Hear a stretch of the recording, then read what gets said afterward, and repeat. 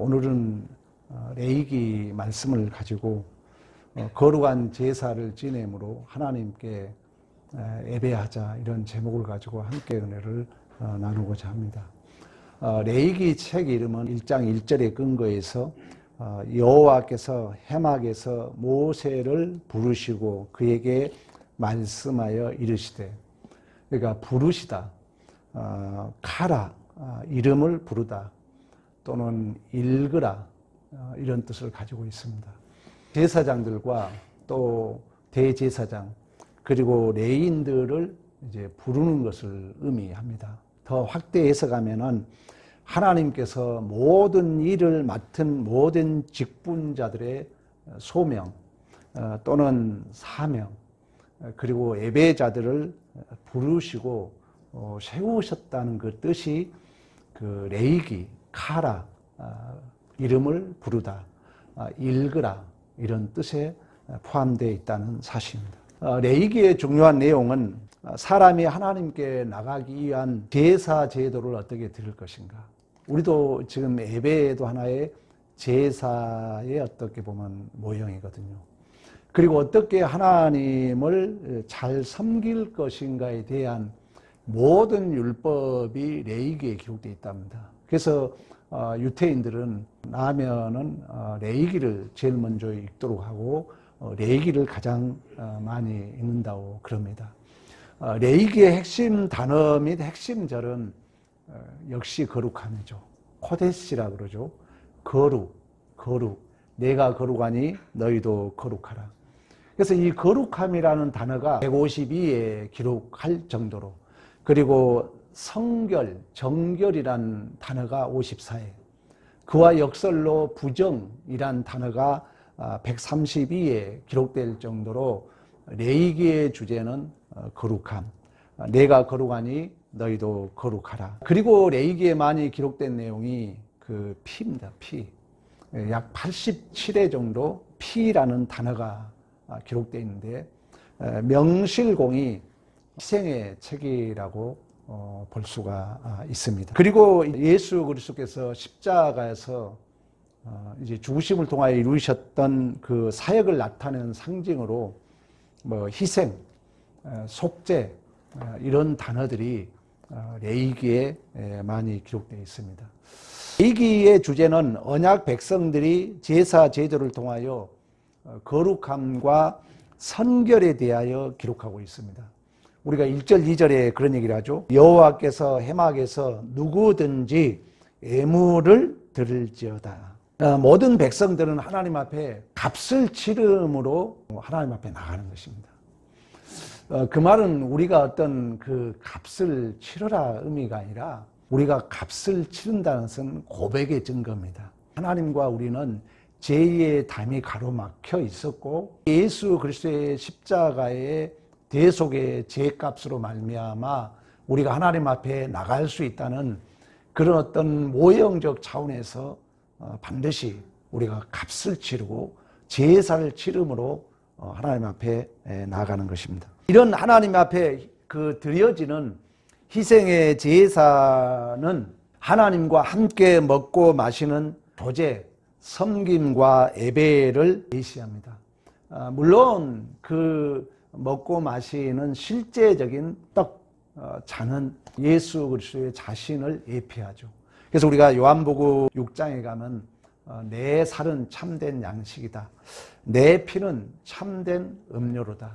계시록에 가면은 나는 그와 더불어 먹고 그는 나와 더불어 먹으려 말씀했던 것처럼. 그래서 이제 레위기는 이러한 하나님 앞에 어떻게 우리가 제사를 드릴 것인가, 하나님을 어떻게 섬길 것인가를 다양한 이제 제사 제도를 통해서 얘기하고 있는데, 크게는 번제, 소제, 화목제, 속죄제, 속건제가 있는데, 그 중에 모든 제사의 토대가 되는 번제를 통해서 이스라엘 백성들이 하나님과 함께 먹고 마시는 조제와 섬김과 생명과 예배자의 삶을 확인하며 함께 은혜를 나누고자 합니다. 제사의 드려짐은 이제 궁극적으로 예수님께서 우리 죄를 위하여 예수님의 드려지심을 모형으로 또는 그림자로 또는 우리가 예표로 보여주고 있다, 이렇게 얘기합니다. 첫 단계가 뭐냐면은 이 봉헌자는 흠없는 제물을 하나님 앞에 기쁘게 받으시도록 드리는 것입니다. 히브리어로 코르반이라는데 3절에 그 얘기를 하죠. 흠없는 소, 10절에도 흠없는 양, 염소, 14절 각종 새. 흠이 없다는 것은 완전한 걸 얘기합니다. 죄라는 것은 결핍이에요. 하나님 앞에 드린다는 것은 온전히 드리는 것입니다. 정해진 시간을 최대한으로 온전히 드리는 거. 예를 들면 그걸 거룩함이라 그래요. 그래서 여러분들이 뭘 하나님 앞에 할 때는 온전히 타임, 히브리 원어적으로 온전한 것 또는 전체를 드린다는 의미를 가지고 있습니다.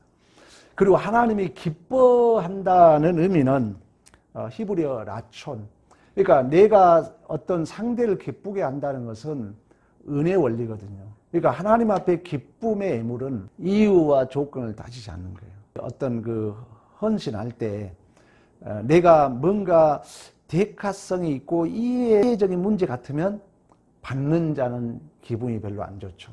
그러니까 그저 그냥 조건 없이 아무 이유 없이 우리는 이미 받은 자이기 때문에 드리는 거예요. 그때 하나님이 기뻐하신다는 것입니다. 거기에 조금이라도 내 마음이 개입이 되면은 이제 온전히 드려질 수가 없는 거죠. 온전함이라는 것은 전체를 드려지는데 내 이유와 내 조건이 개입이 되면은 결국 흠에서도 문제가 생기고 하나님의 기뻐하심에서도 문제가 생길 수 있다는 것입니다. 그리고 이제 하나님 앞에 드려질 때는 가장 여러분들의 집에서 내가 귀하게 여긴 것, 가장 흠이 없는 것을 장소, 시간에 맞춰서 가져와야 됩니다. 그러니까 이 시대만 해도 성전이 많지 않았잖아요.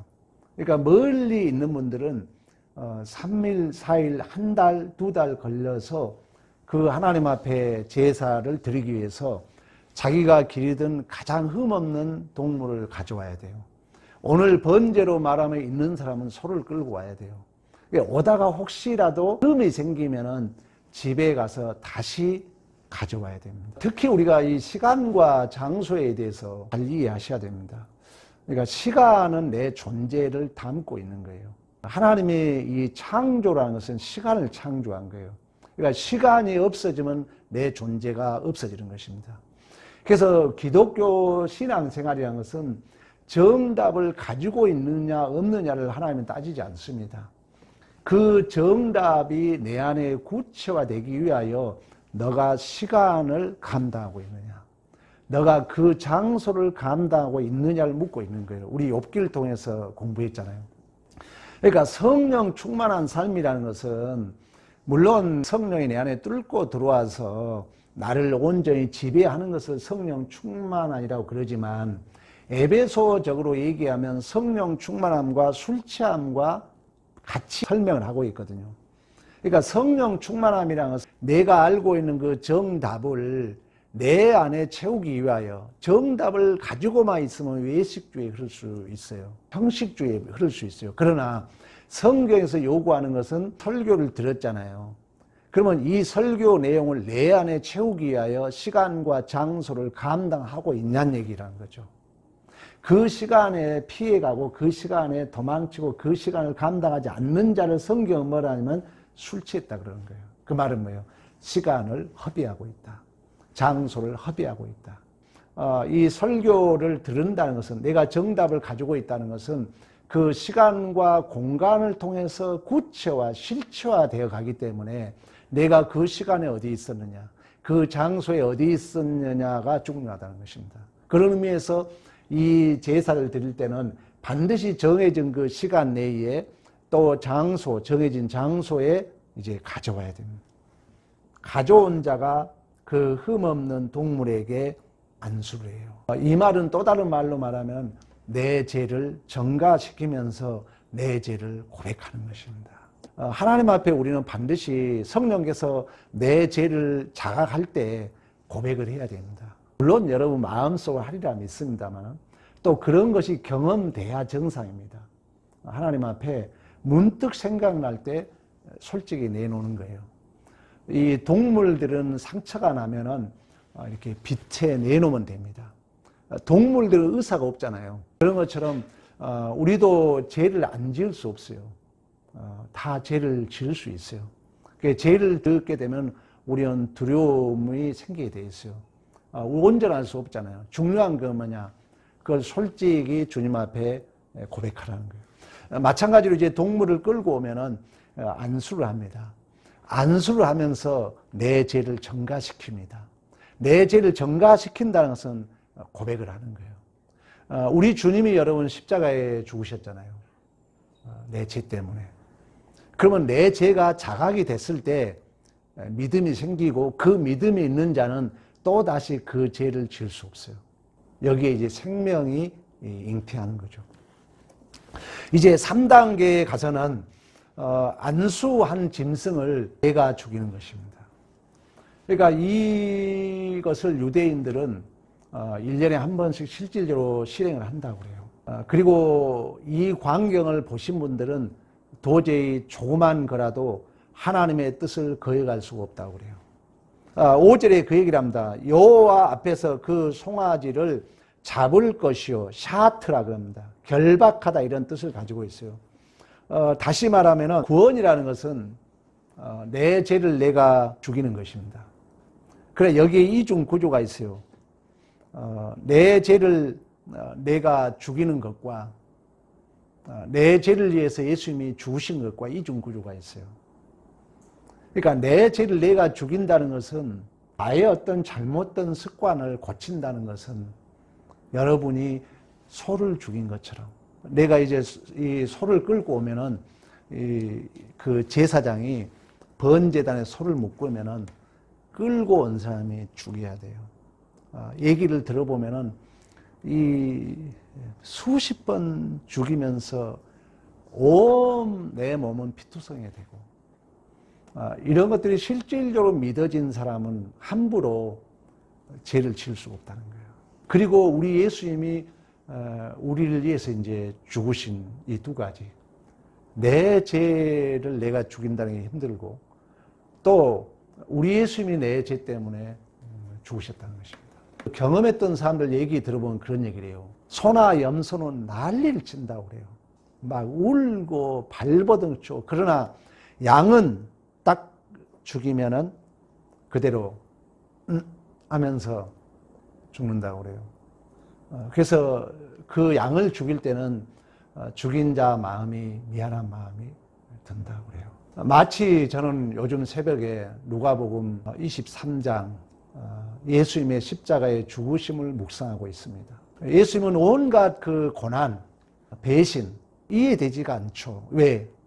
나는 죄가 없는데 나를 조롱하거든요. 그리고 나를 죄는 없는데 나에게 침을 뱉거든요. 그리고 뺨을 때리거든요.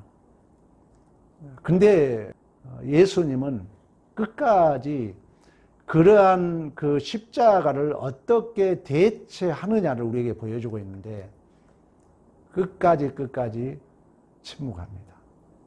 그리고 절대 거역하지 않아요. 그리고 자기의 반론을 제시하지 않습니다. 예수를 닮는다는 게 무엇인가? 그걸 이제 이사야서는 그렇게 해석해주고 있잖아요. 도살장에 끌려가는 양처럼 입을 열지 아니했다. 도망가지 않고 보복하지 않고 둘러서지 않고 끝까지 그 길을 가는 거죠. 우리는 유다 배너 제가 자주 얘기했던 것처럼 충격을 받는 거죠. 왜? 나는 이해되지 않아서 지금 친구를 죽이려고 하는데 어느 사람은 전혀 변명하지 않고 다 감당하더라는 거죠. 이제 그 모습이 내 모습을 변화시키는 거죠. 그래서 그 말 한마디가 내 마음에 칼을 빼앗아갔도다 얘기하는 것처럼. 이제 말씀을 듣고요. 구체화하기 위하여 조금이라도 실천을 한다면 내 혀를 깨물어가면서 내 손으로 내 입을 닫는 일들을 시간과 공간 속에서 실천해 간다면 생명은 잉태되는 거죠. 성령 충만함이라고 하는 것입니다. 그걸. 그러나 듣고 우리는 모른 척 한다면은 허비하고 있는 거예요. 그걸 외식주의라 합니다. 들을 때는 거룩하지만 전혀 말씀이 내 삶에 실천이 되지 않는 것을 외식주의, 형식주의라고 그럽니다. 5절에 피를 뿌립니다. 피를 모든 제단에 뿌립니다. 이 말은 뭐냐면은 내가 죽었다는 것을 드러내는 거예요. 김익두 목사 설교를 그 예를 자주 듭니다. 너무 감동이 있기 때문에 자주 얘기하는 거예요. 내가 죽었다는 것을 드러내야 되잖아요. 그래서 자기가 자기 부고장을 만들어서 김익두는 죽었네, 김익두는 죽었네 뿌리고 다녔던 것처럼 사도 바울이 나는 날마다 중노라고 고백했던 것처럼 우리 모습 속에서도 조금씩 나의 옛사람이 죽어가는 것이 만방에 선포되는 삶, 생명의 삶이죠. 구원이죠. 그래서 여러분, 행복이라는 것은 사랑하는 사람과 맛있는 것을 먹는 것을 행복이라고 하지만 더 깊은 행복은 삶의 참다운 가치를 실현할 때 행복이라고 해요. 이 삶의 가치는 목회와 신학 3.1교의 송태근 목사님이 그런 글을 썼더라고요. 올바른 신학에서만이 올바른 가치관이 나온다. 맞는 얘기예요. 그러니까 우리의 삶에 행복하지 못하고 우리의 인생의 성공과 실패는 올바른 신학 속에 올바른 성경적 지식 또는 하나님을 바르게 아는 것 중에서 내 가치관이 바르게 정립되었을 때 행복할 수 있다는 거예요.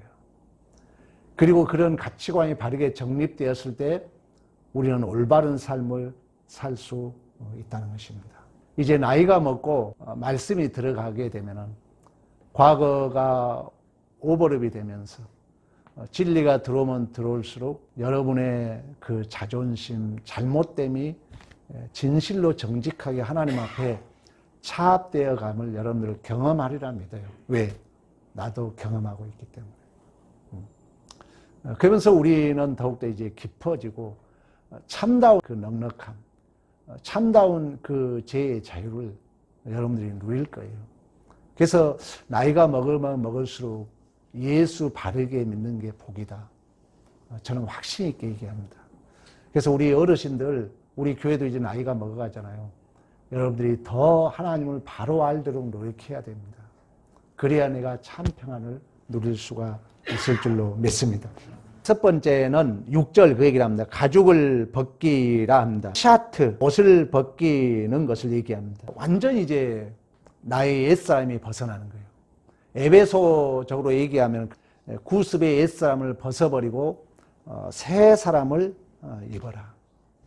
이제 출애굽기를 보면은 성막을 짓고 나서 제일 마지막에 에봇을 만듭니다. 에봇은 이제 제사장들이 입는 옷이에요. 이 옷에 대한 설교도 구속사적인 내용이 많은데 예수님의 옷을 나눠 갔잖아요. 사실 그것은 이제 죄인들이 장차 예수로 새롭게 입을 것을 예시해줘요. 창세기에 무화과 나무 잎으로 수치를 가린 자들에게 가죽 옷을 입혀주잖아요. 이제 피의 옷을 그 예수의 피로 말미암아 이제 정결함을 입혀주는 거예요. 근데 성막에 대한 얘기를 하고 마지막에 제사장에 있는 에봇을 만듭니다. 그리고 에봇의 마지막이 뭐냐면은 두건을 만들어요. 제사장들이 쓰는 그 두건 있잖아요. 그리고 두건 위에 순금으로 거룩한 패를 만들어요. 그래서 여기에 도장처럼 여호와의 성결이라고 딱 찍어놔요. 이게 코데시 또는 나제르예요. 삼소원이 머리가 잘라서 힘을 잃었다는 게 아니에요. 엄밀히 말하면은 여기에 뭐가 붙어 있다고요? 하나님께 성결, 하나님께 정결 이렇게 새겨져 있는 거예요. 그러니까 제사장들이 입는 옷 중에 제일 마지막에 만든 게 두건이에요. 여기에 금으로 도장처럼 새겼다고 그래요. 너는 거룩한 자다. 코데시 나제르. 그러니까 이 거룩함이 머리가 잘려서 삼손이 힘을 잃었다는 것이 아니라 그 코데시, 너는 하나님 앞에 성결한 자라는 그 가치와 책임을 못하면은 우리의 존재 가치는 무너지는 거죠. 교회의 가치는 무너지고 삼손이 쉽게 말하면은 그 거룩함, 그 성결함을 잃어버렸다는 거예요. 그래서 이 가죽을 벗긴다는 것은 이제 우리가 옛사람을 완전히 벗고 새로운 예수의 피로 이제 성결함을 입는 거예요. 그리고 여러분 머리에는 호데시, 하나님께 성결, 이게 새겨져 있는 거 우리들은. 왜? 우리가 왕 같은 제사장, 거룩한 백성이기 때문에. 그리고 이제 6단계는 6절 봅니다. 6절. 각 제물의 가죽을 벗긴 다음에 각을 떠요. 이제 남김없이 하나님 앞에 바쳐진다는 의미입니다. 하나님 앞에 온전히 바쳐진다는 의미에서 이 동물을 잡으면은 마디마디를 다 분리를 합니다. 온전한 헌신을 얘기합니다. 우리의 신앙이요, 올바른 신앙이 정립이 되면 행복합니다. 우리는 질그릇이 보배를 간직했다 그래요. 이 이중구조를 경험할지 모르겠어요. 내 죽음이 생명을 살린다. 내 무시가 또 다른 내 안에 예수가 드러난다. 내가 깨지면 내 보배가 내 안에 드러난다. 이걸 여러분들이 이제 경험할 거예요. 그런 의미에서 우리는 어떤 상황도 우리는 복이에요. 이제 이 신앙을 가지면은 정말 행복이에요. 그래서 신학이 참다운 가치를 만든다는 거예요. 각을 다 떠요. 완전히 이게 분리되는 거예요. 완전히 해체되는 거예요. 온전히 하나님 앞에 드려짐을 얘기하고 있죠. 이걸 사도 바울은 내가 보배를 간직한 질그릇이다 그래요. 내가 힘든 일을 겪고 억울한 일을 당한데 신비하게 여러분 속에 예수의 생명이 모락모락 올라온 걸 경험 못 하세요? 저는 경험 많이 하거든요. 그리고 어떤 손해본 일 같은데 물론 그때 당시는 내 마음이 열받고 옳았다 따있다 하지만은 하나님 앞에 잘 묵상하면은 신비함을 경험해요. 내 속에 거부할 수 없는 예수 생명이 내 안에서 모락모락 쏟아오르는 거죠. 그래서 이 각을 뜬다는 것은 완전히 내 자신이 해체되는 거예요. 깨지고 완전히 내 안에 예수의 생명이 머무는. 그래서 사도 바울이 그런 고백을 하잖아요. 약할 때고 강함이라. 우리가 예수의 죽음에 넘기워짐은 예수의 생명이 내게 머물게 하려 하심이라. 그러니까 우리는 수없이 실패와 내 깨짐을 경험해야 됩니다. 이런 어떤 백그라운드가 형성이 된다면은 이제 와봐라가 되는 거죠. 어떤 정황이 주어져도 와봐라. 왜? 그것은 나를 위함이란 것이 확신이 되기 때문에 두려움이 없는 거죠. 당당하게 그 현실을 감당하게 되는 거죠. 우리 욥기에서 확인했던 것처럼. 마지막 7번째 단계가 9절 우리 보겠습니다. 그 내장과 정강이를 불로 씻을 것이요 제사장은 그 전부를 제단 위에 불살라 번제를 드릴지니 이는 화제라 하나님께 향기로운 냄새니라. 생각해봐요. 내가 기르던 이 짐승을 가지고 와서 하나님 앞에 온전히 드려져요. 인간적으로 생각하면 내 손해잖아요. 그리고 지금 우리 약 6단계를 살펴보았지만 좀 처절한 그런 관계잖아요. 이런 관계 속에서 그 동물에게 내 죄를 전가하고 이 동물이 모든 것이 완전히 불로 태워서 없어지는 거예요. 하나님이 향기로운 제물이다. 하나님께서 향기로운 냄새다 그래요. 이 말을 좀 더 적극적으로 얘기하면은 하나님께서 가장 기뻐한 건 뭐겠어요? 우리 예수님이 우리 죄를 위해서 십자가에 죽으셨던 것처럼 하나님이 가장 기뻐하는 것은 여러분들이 돈을 벌고 봉사 헌신하는 것도 중요하지만 더 기뻐하는 것은 조그만 거라도 내가 하나님 뜻에서 내가 이건 잘못했다. 이건 내가 이렇게 해야 되겠네. 이런 자각. 여러분이 설교를 수없이 수천 번 듣고 있잖아요. 설교를 들으면 조그만 거라도 내 지향성이 하나님으로 향하는 것, 나의 옛사람이 떨어져 나가는 것, 내 안에 잘못됨이 자각되고 조금이라도 옳은 걸로 내 지향성이 향하는 것, 하나님이 가장 기뻐한다는 거예요. 물론 99마리 집에 우리에 있는 양보다도 한 마리 양을 찾는 그 하나님의 마음, 또 다른 역설은 이 제사와 관계 속에서 하나님이 가장 기뻐하는 것은 죄와 문제입니다. 여러분들이 설교를 들을 때 기억자 하나라도 내 잘못된 것을 자각하고 이건 내가 조금이라도 노력해야 되겠다. 가장 기뻐한다, 하나님이. 이게 진정한 예수가 우리를 위하여 십자가에 제물로 드려지는 은혜의 결과이고 진정한 믿음의 반응이죠. 이런 것들이 이제 조금씩 조성되면은 여러분 안에 삶이 예수 충만으로 구체화된다는 것입니다. 그리고 이런 이제 삶을 살게 되면은 내 안에 성령이 도와줌을 경험하게 되어 있어요. 그래야 이제 신앙생활이 흥이 납니다. 사랑의 교회 옥하는 목사님이 한국교회에 존경을 받습니다. 근데 하루는 이 부교역자가 엄청나게 그 개인적으로 교회적으로 손실을 본 거예요.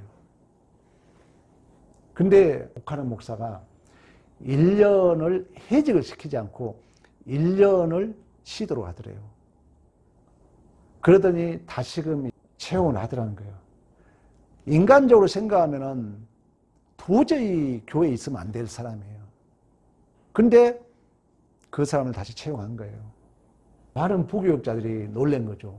목사님, 도대체 저 사람은 교회적으로나 개인적으로나 이익이 하나도 엄청난 손실을 주었는데 어찌 다시 쓸 수 있느냐 물었더니 나는 저 사람을 믿는 게 아니라 하나님을 믿는다.